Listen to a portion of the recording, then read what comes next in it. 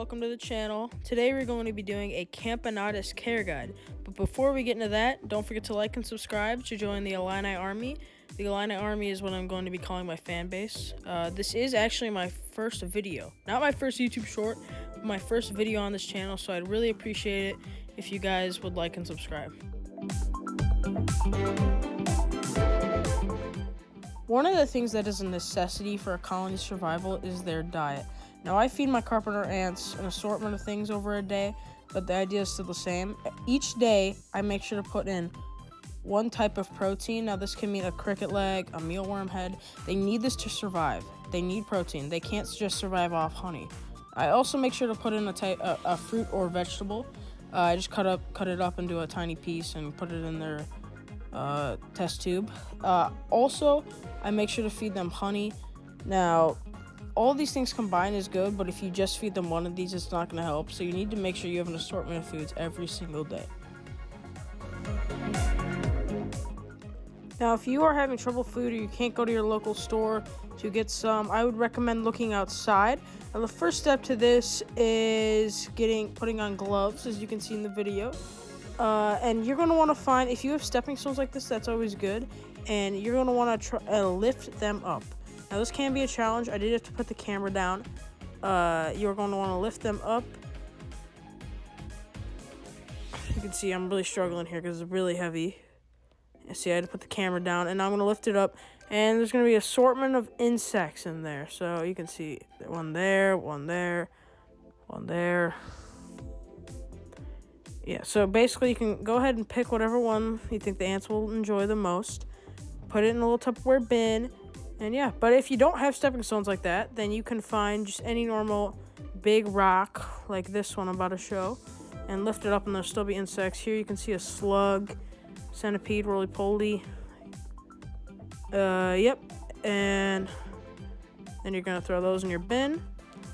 And the next step to this is actually you're going to have to quarantine them for a little bit. So what I always do is I wash them off first.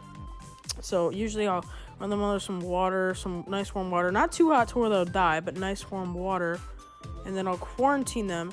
So I'm going to be making a video on this later on how to make a quarantine bin. But basically it's like a little thing where the bugs can stay until they're fully quarantined.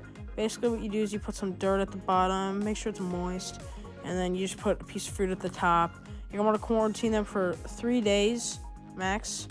And if that's not possible or you need to feed your ants sooner, then I'd recommend going to your local pet store. They always have crickets, getting the smallest size cricket, cutting off their head, feeding it to the ants, or leg, depending on how big they are.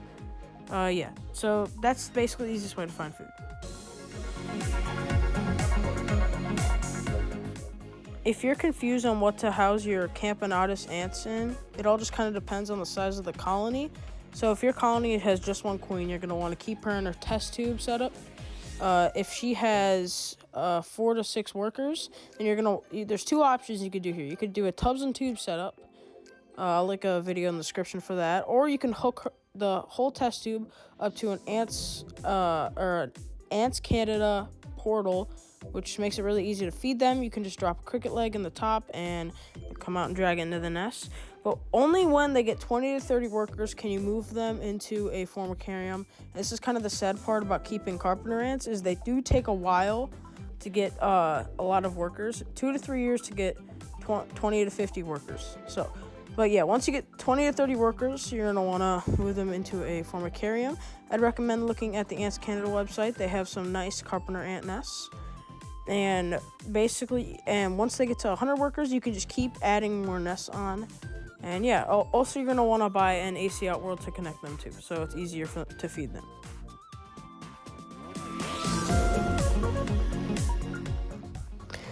Alright guys, that's going to wrap up the video. If you enjoyed, please like and subscribe. It helps me out a lot. Liking and subscribing also gets you into the Illini Army, an official member. I will be coming out with a Discord server soon for this channel. More videos will be coming out soon. Also, we are going to be needing a name for this colony, so put that in the comments. The one with the most likes will be the name of the colony. Also, if you want to see some more footage of my ants, just stick around. There'll be some more footage at the end. Bye, guys.